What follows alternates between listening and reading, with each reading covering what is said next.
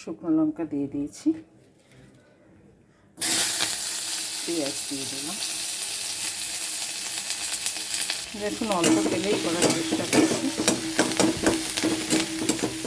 আপনাদের মনে হয় যদি একটু তেল দেবেন দিতে পারেন, আমি আর দেবো না।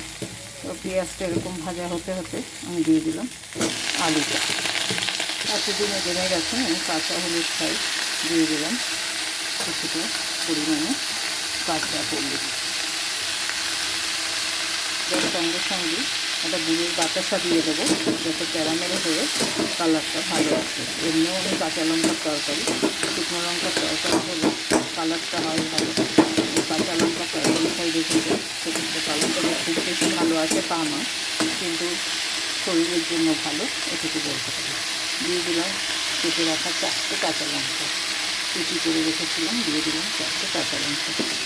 দিয়ে আবারও ভাজতে থাকবো। দিলাম আদা, দিয়ে দিলাম রসুন,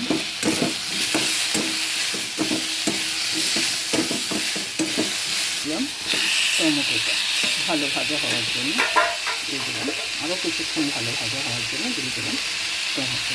আমার ডালে দেওয়া লবণ, আমার ডালে দেওয়া আছে, তাই দিয়ে দেবো অল্প লবণ।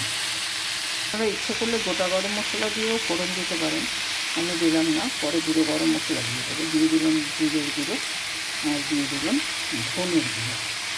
তো মশলা আমি দেবো যেটা শুকনো লঙ্কা, গরম মশলা, গোল মৌরি, জিরে, এগুলো দিয়ে, আর দারচিনি, এলাচ এবং লবঙ্গ, এই দিয়ে আমি মশলা ভেজেছি। ভেজে ওটা আগে থেকেই করা থাকে আমার, ভেজে গুঁড়ো করে রেখেছি, সেটা নামানোর আগে দিয়ে দেবো।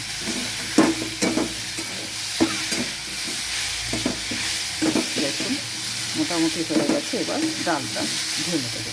দিলাম সামান্য গুঁড়ো গরম মশলা, দেখেছেন এই যে গরম মশলাটা দেওয়া হয়েছে, দিয়ে দিলাম গরম মশলা, আর দিয়ে দিলাম একটু সেই ভাজা মশলাটা, ধনে, জিরে, মৌরি, শুকনো লঙ্কা, গোলমরিচ আর আপনার গরম মশলা মানে দারচিনি, এলাচ, লবঙ্গ সব দিয়ে একটা গুঁড়ো মশলা, এই দেখুন আমি বানিয়ে রাখি, সেটাও দিয়ে দিলাম।